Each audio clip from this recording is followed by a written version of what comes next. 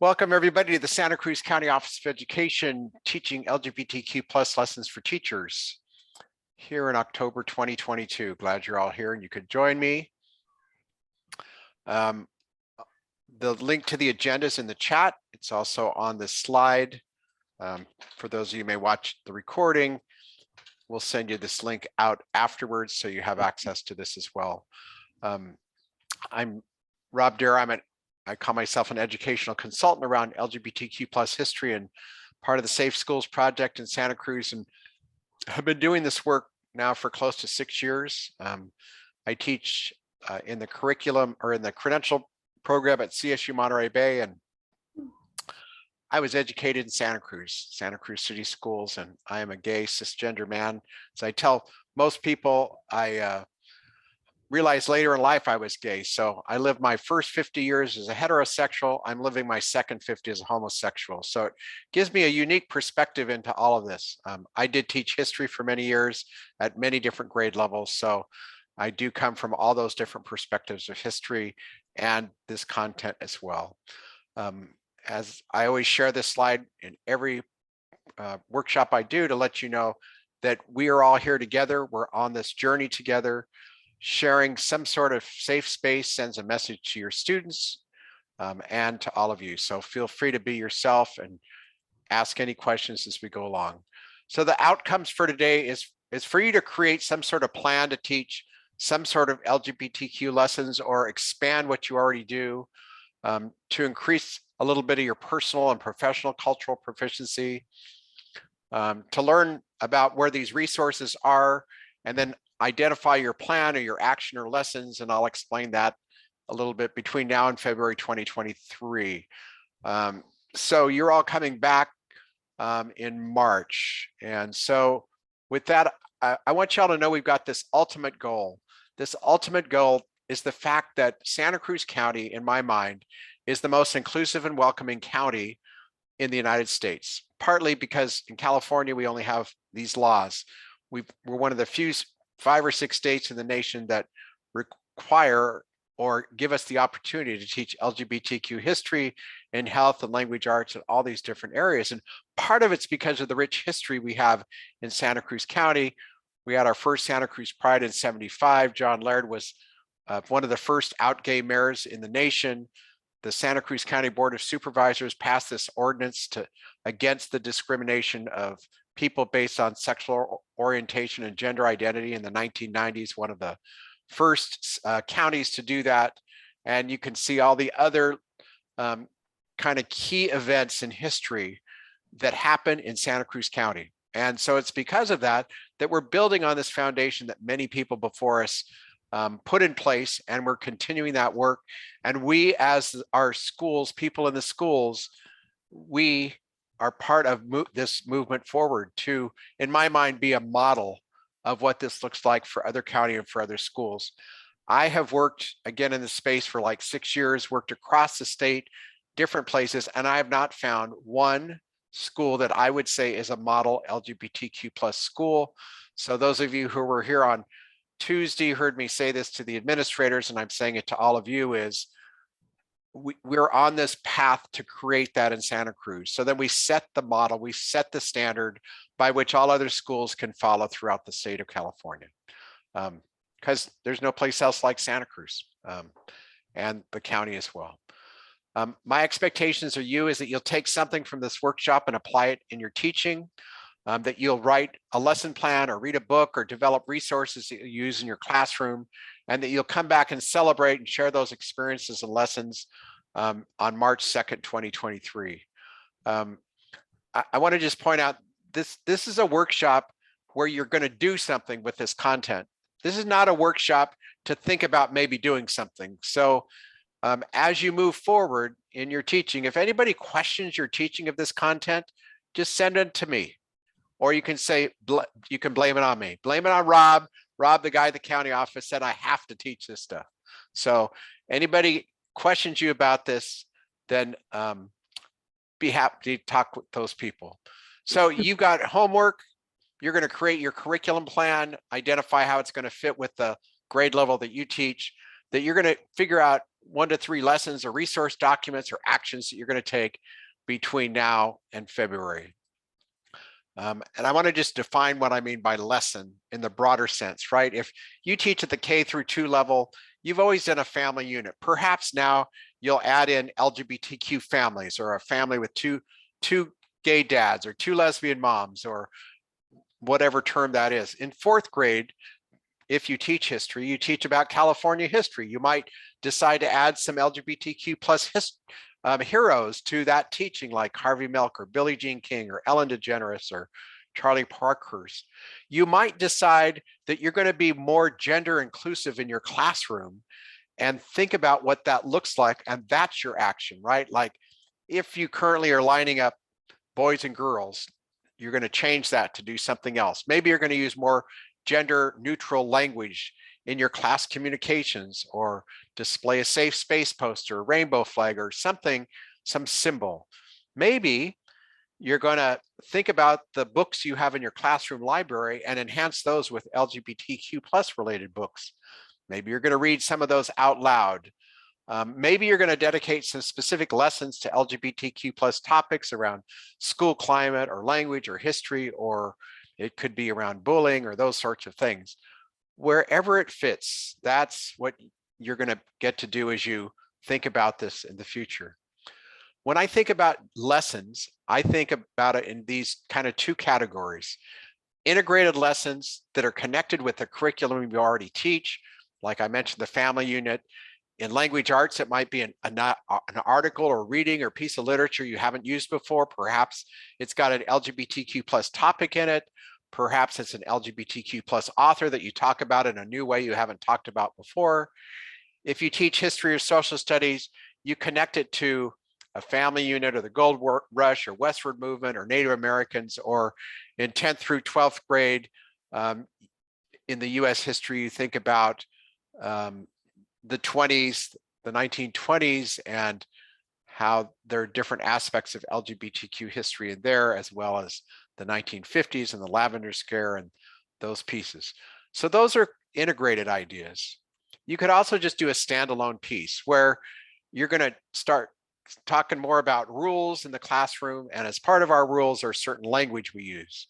You might do a standalone lesson that talks about bullying and harassment, or the language we use in our classroom, or use of pronouns, and other topics such as that. In my mind, those are standalone lessons. You do them one time, or maybe you do them one day and then just reinforce them the next couple of days. And those are okay too.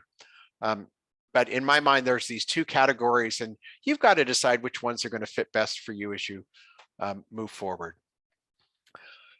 As you increase your personal LGBTQ plus learning, there is one book I would encourage you to purchase. And it's this one. It's called A Queer History of the United States for Young People. He also produced a book called A Queer History of the United States, but it's much more dense reading than the Queer History of the United States for Young People, because it really identifies the key topics in history, gives you a great background of LGBTQ plus history. You're going to hear me talk about the top 40 LGBTQ plus book list. I would encourage you to look at those books, find some at your grade level and read them. I'll talk more about those later. There are some great LGBTQ plus history related podcasts to increase your personal knowledge as well. So there's lots and lots of fun learning in LGBTQ plus history. As part of this workshop, I would encourage you, as we're going along, to create your own Google Doc. I'm going to share a bunch of resources, and I would expect that you're going to copy and paste links or take pictures or do something. Whatever way you do that best, then you put that together. And then I'm hopeful that you'll share that Google Doc back with the rest of us so that we can all see what we're doing. You're going to think about your plan and your actions, whatever those are, and you're going to do it between now and February 2023. So I have some assumptions about all of you. Even though I've worked with some of you, haven't worked with all of you, I'm just going to make this assumption that you know that in 2016, there was a new history social science framework, and it requires or gives us the opportunity to teach LGBTQ plus history. First state that's done that. There's a health framework that says we should teach gender identity and sexual orientation when we teach sex ed. and that there's California laws in place that require public school teachers to teach LGBTQ plus content. And that's been around for over 10 years. And like I said earlier, I don't see strong evidence of that happening throughout our schools, but that's why we're doing what we're doing today and moving things forward altogether. Fair Education Act was passed in 2011. I just bring this forward to say all of these groups should be included in our teaching of history and social studies. The framework specifically gives us some specific topics in 2nd, 4th, 5th, 8th, 11th, and 12th grades. But there's also another part of the framework, the health framework and the history social science framework, the access and equity chapter, that calls on all teachers to teach lessons that include all students. We know that when students see themselves in the curriculum, they do better overall in school. Here's just a glimpse of the laws that exist. You can go back and look at this further. If you want to get into policies and laws, that's a different workshop. Happy to share that as well. I want you to remember that what's in the framework is the floor, not the ceiling. Now, if you've been around a while teaching history, social science, you know that we have some standards in place as well. Those standards were passed in 1998 and have never been updated. So if you're only looking at the standards, you're not getting the updated stuff which the framework has that was passed in 2016. So for any hardcore curriculum purists out there, I've got a curriculum guide correlation that shows you all those pieces that are there that you can look at as well. But there are universal themes we can teach at every grade level. We can talk about gender. We can talk about family structure.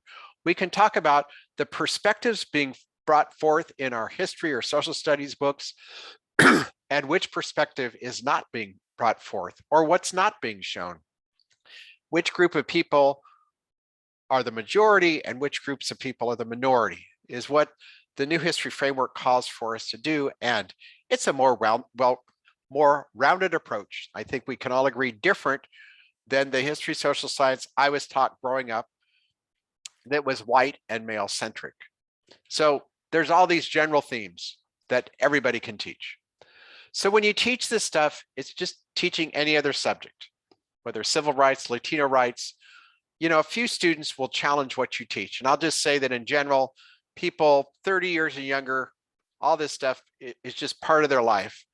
If you people over 30 seem to be the ones that have trouble with these topics. Teaching LGBTQ plus topics and content does not fit under the controversial topics of the Ed Code. It's only sex ed and HIV instruction and religious exemptions for health course. So if anybody is working with administrators that calls this a controversial topic, you can let them know, according to Ed Code, it's not. It's curriculum. It's what we teach in our class, just like all the other topics we teach. So I just bring that forth so you know that. I mentioned this earlier, but the bottom line is we want our kids to be more engaged in our classroom. And when kids see themselves, whether you're LGBTQ plus or gender diverse or African American or Asian American or whatever culture you are, when you hear a teacher talking about it, it becomes much more important for you for your learning. The last thing I say to people, if they question this, is it's the law. But more importantly, we want all our kids to be engaged in their learning so they go off and do great things after they graduate. Some people mix these things up. Some people mix up the teaching of LGBTQ plus history and content, advocating a lifestyle, and promoting a religion. Teachers who have taught history have all taught some form of religion, whether it's Puritanism during the colonial times or Islam or Buddhism or the early history of Christianity, which is often taught in our world history courses. It's always been taught, but we don't promote it. But for some reason, this particular topic, people get a little mixed up sometimes. So I just bring that forward so you're all aware of that. I'll say that it's important for us to think about who's included and who's not included. Does it matter if somebody in history is male or female or white or African American or gay or lesbian or bisexual or transgender? And when we think about marginalized populations versus non-marginalized populations or levels of privilege, as you look at this list here, do some of those groups have greater privilege or are more marginalized than others. I think we'd all agree that that's pretty true, and the perspective we teach it is what has come across for many years. Most of us, if you grew up in the United States or California, like me, you grew up being taught this gender binary, that there are two complementary genders, right? Male, female, man, women. That's what we were taught. There's a much more gender diverse population out there. And as we think about adopting different approaches in our classrooms, this is one that we can recognize in ourselves, that we can change and think in new ways for other groups of students and people that are in our community. So that's the gender binary. We're working to get to minimize that. It's, you know, it's hard to change that, because when you grow up with it, it's hard to make it, to think in terms of how to teach history where it's not a gender binary.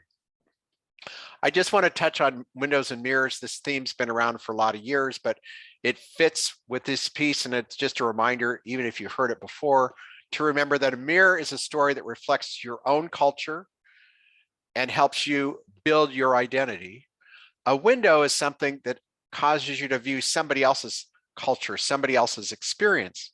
So as you think about those books in your classroom or in your school library, or the readings that you use in your history course, are some of them mirrors and some of them windows? If they're all windows, then that's a problem, right?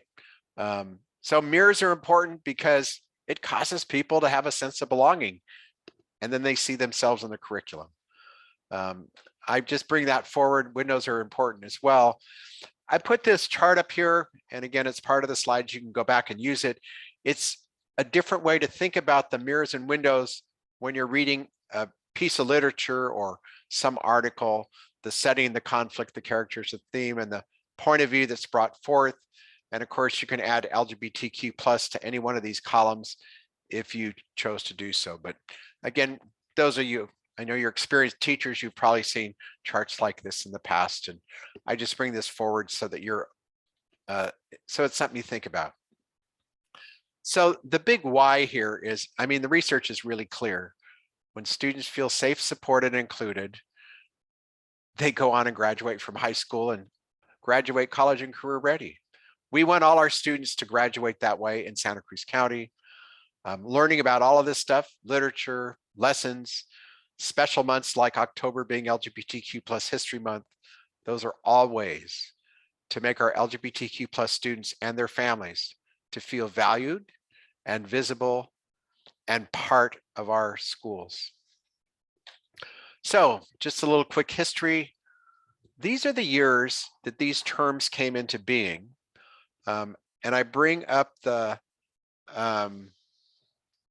these different terms just so you know when they came into being.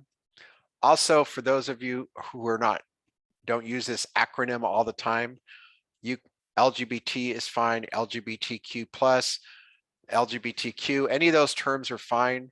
There's a national organization that every other year sends out a media guide that says this is the acronym that you should be using. So if you hear media reports, anything on the news, it's normally LGBTQ generally. Local groups and entities may add other letters to this, but I just want you to know that whatever term you use is fine, but use it, because I'll tell you that one of the key indicators to any LGBTQ person is if somebody tries to use those letters and gets them all mixed up, then you know they haven't used those letters very often. So LGBTQ plus is just fine. The other thing, just for the record, there has been same-sex love documented in every culture in history, from ancient Greece, Native American tribes. This guy, Magnus Hirschfeld, started to document all this in 1919, but the Nazi regime came in and burned down his research. From a historical perspective, it wasn't until 1976 that a book called Gay American History was actually written that put those things in place. When you look back in history, every group in history has somebody's written the book, right? Somebody wrote about women's history. Somebody wrote about Latinx history. Somebody wrote about European history, and all those histories have been written, and that's how they all fit side by side. At the university level, they call it queer history or queer studies, and those terms are perfectly acceptable as you talk about it at whatever grade level you're in. You might have to explain it, but once you explain it, you move forward, the reason for it, then you've got it. I'm going to put the link to the agenda one more time for those who came in. I see somebody's here by phone. Glad you could join us. We can send you the link to all this stuff later. And on the agenda is the link to the check-in document, which I would appreciate you putting there. And the person who's calling in, if you would just either email me later or let me know at some point who you are, then we can make sure to include you. As I told everybody who shows up here, I'll make sure you get one of the printed curriculum guides that's been written that you can then use in your classroom. Further down on that agenda, I started thinking about what are ways to teach LGBTQ plus content or history or social studies. And in my mind, you can teach it by people, you can teach it by days or months, you can teach it by literature, or you can integrate it in with stuff you're already doing. And so I'm going to spend a little bit of time showing you resources that can show you how to integrate it in, and I'm going to show model a few examples for you. And then following these sections, then you're going to have a chance to look at these resources more in depth, begin pulling the resources that are going to work for you, and then share that back with our group as well. So when I think about teaching LGBTQ history by people, part of it is learning who LGBTQ plus people in history are. And I've got two examples to share with you. So one thing you could do is learn about these people and share it the way I'm going to do right now. So Charlie Parkhurst was born in New Hampshire in 1812. Charlie's mom dies and Charlie becomes an orphan. They take a job as a stable hand in a farm. They love horses and develop this skill as an accomplished coachman living in Massachusetts and Rhode Island. Now, Charlie heard about the gold rush in California and in 1851 moves to California and says, I aim to be the best damn driver in the West. Around 1855, Charlie gets kicked by a horse and loses one of his eyes. Some people referred to him as One-Eyed Charlie. He drove stagecoach from Sacramento to Mariposa, San Jose to Watsonville. People knew him as one of the best stagecoach drivers. In 1870, he retired in the Santa Cruz Mountains and then dies. While preparing the body, the doctors learned that Charlie's got female body parts. So we would say that Charlie was birth assigned female, but lived as a male. Charlie was registered to vote in Santa Cruz County. Some people suggest that would make him the first woman to vote because women didn't get the right to vote until after 1910. No photo was ever taken of Charlie. So any sketches you see of Charlie Parkhurst are just that, people's sketches. Charlie is buried in Watsonville, and you can go visit Watsonville, the one cemetery there where this monument to Charlie is there. And a question you could ask students after teaching about Charlie Parkhurst would be, if Charlie were living today, would he identify as transgender? I would suggest that for sure, Charlie would have used pronouns he, him, and his. But as you read different books about Charlie Parkhurst, they mix those pronouns up and can't always decide the right pronouns, which is part of the fun part of Charlie Parkhurst. Charlie can be taught at almost any grade level, 3rd grade through 12th grade, Westward Movement, all of those. Charlie fits, and Charlie in my mind is a local hero. So the next person to share with you is Bayard Rustin. Bayard was born in 1912, went to Wilberforce College on a music scholarship. He got into a little trouble because he formed a strike about the poor food being served in the dorms. And so he got expelled. He decided to move to New York and then attended City College of New York, where he joined this group called the Young Communist Group for a year. And as a result of that, got tracked by the FBI after that. In those years, the 1930s and 1940s, the FBI tracked people who were communists. He actually has a great singing voice, so he earns money singing in nightclubs. During World War II, he registered as a conscientious objector and ended up in jail during that time period. Once he got out of jail, he moved in with his partner, Davis Platt. He was part of the group that rode buses to protest discrimination on buses. He was beaten by police, put in jail. In 1956, he met Martin Luther King and was part of the Montgomery bus boycott. As a result of that interaction, Bayard helped organize the March in Washington in 1963. That's what many of us celebrate as the I Have a Dream speech. Most of us in our classrooms teach this in January because that's when Martin Luther King Day is. But Bayard began dating a new man, Walter Nagel, dies in 1987. Following his death, there was a movie put out by, I don't know who put the movie out, but it's called Brother Outsider. You can find it on most streaming services. And in 2013, there's his Bayard's surviving spouse receiving the Medal of Freedom from President Barack Obama. So those are two different people you can use. On the list of resources, I've linked to a slide deck that identifies many LGBTQ plus people. You can pull any of those people and add them into your ongoing conversations as you teach in your classroom.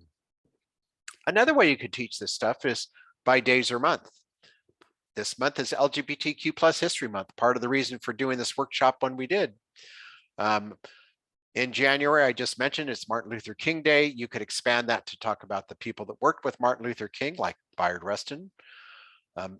February's President's Day. There's an interesting guy who worked with George Washington before he was president, named Baron von Steuben, who was a gay Revolutionary War hero. You could bring somebody like that in. May is Harvey Milk's birthday. We're one of the few states that identifies Harvey Milk's birthday in May 22nd. In many of our schools by May 22nd, we're almost out of school at that point. So you could think about celebrating Harvey Milk's birthday and learning about the rainbow flag earlier in May. June, most of our schools are out, but June is, we call it Pride Month. You could talk to students about why that is. And I'll just tell you it has something to do with Stonewall, but I'll let you figure that out on your own. So these are by days and by months. Again, on the agenda, you can see the resources listed by days and months. Some of the resources there for you to use are our Safe Schools project. About 3-4 years ago, put together a 20-minute lesson for every month of the year, with the idea that for LGBTQ plus student clubs, they could use these lessons, but you could use any one of these lessons in any one of your classrooms. You can see every month is listed there and different topics are listed, short little ideas with a link to a video or an activity that you could teach in 20 minutes. So that's there that you could teach by month. One of the other links takes you to the LGBTQ plus History Month resources that we put together at the Santa Cruz County Office of Education. You can see lesson plans, timelines, literature. I realized as I was taking a screenshot of this, the one literature that's not linked there is our top 40 LGBTQ plus books, but I'm going to talk about that separately in just a minute. So all of those resources are there. So you might want to click around there and find some things that are there. Underneath those lesson plans, there are several different lesson plans about Charlie Parkhurst, if that's somebody who caught your attention. If you wanted to teach this history or content by literature, also on that document is a link to all of the top 40 LGBTQ plus books with a short description of each book. And I did those descriptions with teachers in mind, having been a teacher. So there's a short description of each one of those books. As I mentioned earlier, if you do nothing else, just start reading some of these books. They're all amazing, from pre-K through 12th grade. And here's just the covers of some of them. There's a link on there directly to the website that talks about all of these books. One of our authors, James Brandon, who wrote Ziggy Stardust and Me, who you can see in the bottom right-hand corner, was part of our LGBTQ plus town hall last night. That was recorded. I'll send out that recording to all of you as well, that you can hear our students from across the county interact with author James Brandon and what his book is all about as well. So that's how you can teach it by literature. The final approach I think of is this integrated approach. And what you would do is look at your curriculum calendar, what you're teaching. We're in October, so as you think about November, December, January, February, what's the content you teach during that time period? And how might you integrate these pieces in here? And then you would add in different LGBTQ plus events where it fits best in your curriculum at your grade level. So again, on the out agenda, there are resources for you to use. There is what I call the history textbook alignment tools, which really is if you were selecting textbooks, but it's also organized for you by the framework and the standard and the different topics that you would teach at grade 11, grade 8, and grade K5. Within the grade 11 document, there's a list of all the LGBTQ plus figures that are in the history social science framework. So any of these people you could learn about and share with others as well. There's also a framework alignment specific to 8th grade and 5th grade and 11th grade, because that's when US history is taught in our schools. So if you're interested in that, that's there as well. Also linked in that section is this website called lgbtqhistory.org. And under that, you can see right here, there are lesson plans. And those lesson plans are organized by grade level, some are, and by subject. You'll find, as we put this website together, we work to link to all different lesson plans that people have written throughout the state. So you'll see some redundancy there, but the textbook selection tool and different timelines are on this website as well. Finally, the other tools, and again, there's a whole bunch of other tools, but I'm just calling these out to bring to your attention. The State History Social Science Project at UC Davis put together primary source sets. And, when you're teaching, sometimes we need a whole lesson. Sometimes we just need resources to give us ideas of how to teach it. So that's the people piece I gave you. They've put together these primary sources organized by many of the history topics taught, mostly 8th grade and 11th grade. But again, you can see those primary sources there. We had a group of teachers about a year ago that we put together collections. So we just invited them to put collections together on various topics. Again, you can see that linked in the resources there, but people took topics that they might teach at kindergarten through 5th grade or 8th grade. And you can see some of them listed on the slide. There's a list of probably 10 different topics from kindergarten through 12th grade. Perhaps that's where you want to start. Perhaps there's resources there that you want to grab. So those are other ways to think about the integrated approach. So I've spent a lot of time now showing you different ways and different ideas and the different links that are on the resource that is on the agenda.